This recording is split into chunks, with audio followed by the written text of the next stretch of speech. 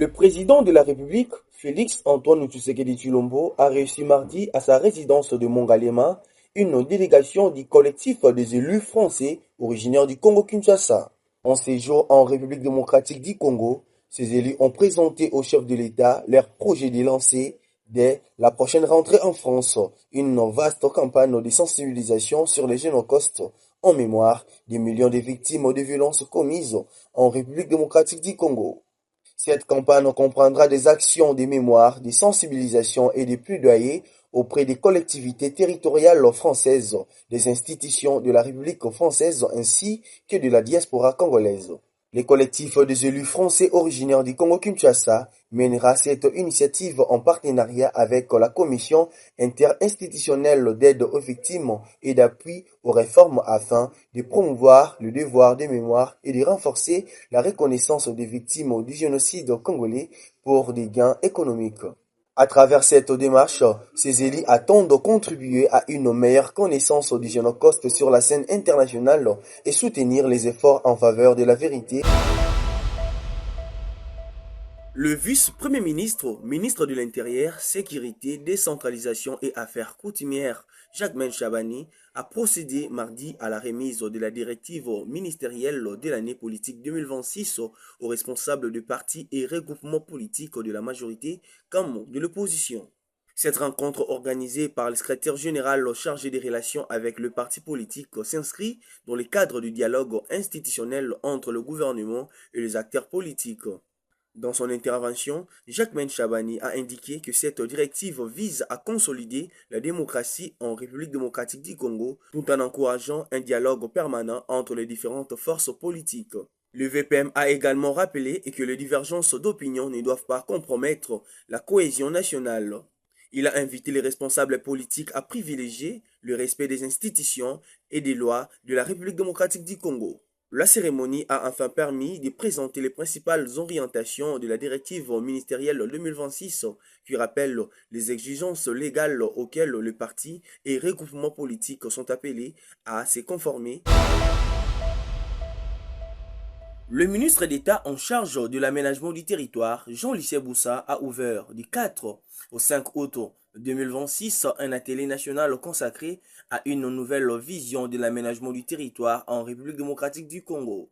Cette rencontre vise à définir les bases d'un développement territorial cohérent et durable. Les travaux portent sur la spécialisation économique des provinces, la valorisation des potentialités locales et l'organisation des bassins agricoles, miniers et énergétiques, ainsi que le développement des zones industrielles et logistiques. L'atelier met l'accent sur les infrastructures prioritaires, notamment les routes, l'énergie et les zones économiques spéciales pour désenclaver les régions et stimuler leur développement. Les échanges abordent également la productivité agricole, les chaînes de valeur industrielle, la gouvernance territoriale, la cartographie des potentiels économiques et la mobilisation des partenaires pour financer les investissements structurants. À l'issue des travaux, le gouvernement attend mettre en place un schéma national d'aménagement du territoire favorisant l'intégration économique, le renforcement des capacités productives et une croissance inclusive au profit de la population congolaise. Les citoyens de la République démocratique du Congo figurent parmi les ressortissants des 50 pays concernés par un dispositif américain pouvant imposer une caution allant jusqu'à 20 000 dollars américains pour l'obtention d'un visa de tourisme ou d'affaires. Expérimentée pendant un an, cette mesure a été rendue permanente par Washington qui a relevé le plafond de la garantie de 15 000 à 20 000 dollars américains afin de limiter le dépassement des séjours et de renforcer le respect des règles d'immigration. Cette caution ne sera toutefois pas systématique. Son application dépendra de l'évaluation de chaque dossier par les services consulaires. Les voyageurs qui respecteront les conditions de leur visa pourront récupérer la somme versée à leur départ des États-Unis d'Amérique. Cette nouvelle politique pourrait rendre l'accès au visa plus contraignant pour certains demandeurs. Une trentaine de pays africains figurent parmi les États concernés par ces dispositifs.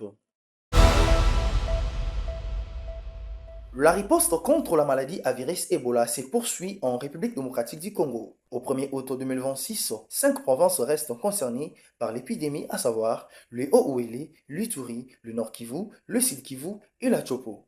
Selon les autorités sanitaires, la situation demeure stable sur le plan géographique. 49 zones de santé sont actuellement affectées sans qu'aucune zone n'ait été enregistrée au cours des dernières 24 heures. Depuis le début de l'épidémie, 3748 cas confirmés ont été recensés.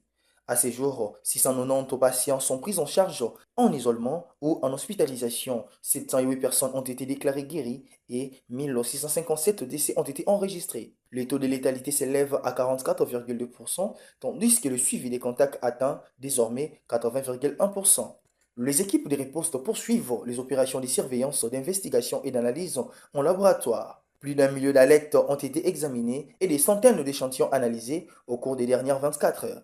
Malgré une forte pression sur certains centres de traitement, notamment au Nord Kivu et en Ituri, la prise en charge des malades se poursuit.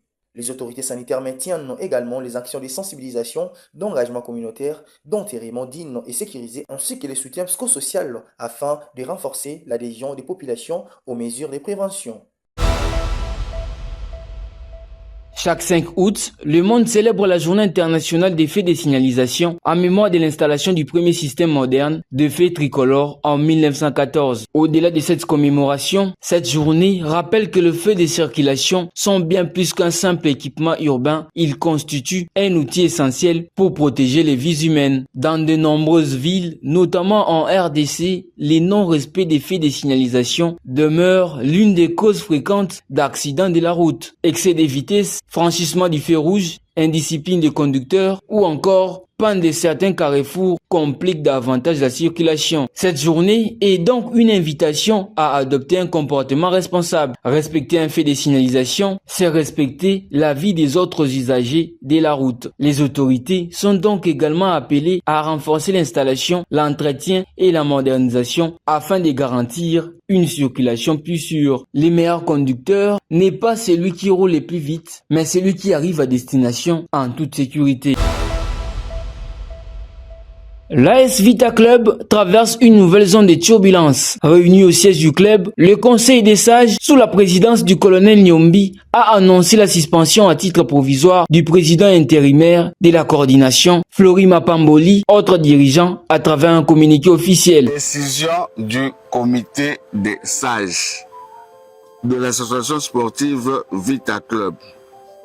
Le comité des sages, vu les articles 33 des statuts, 16 et 27 alinéas 1, 2 et 3 du règlement intérieur de l'association conférant le pouvoir régulateur au comité des sages.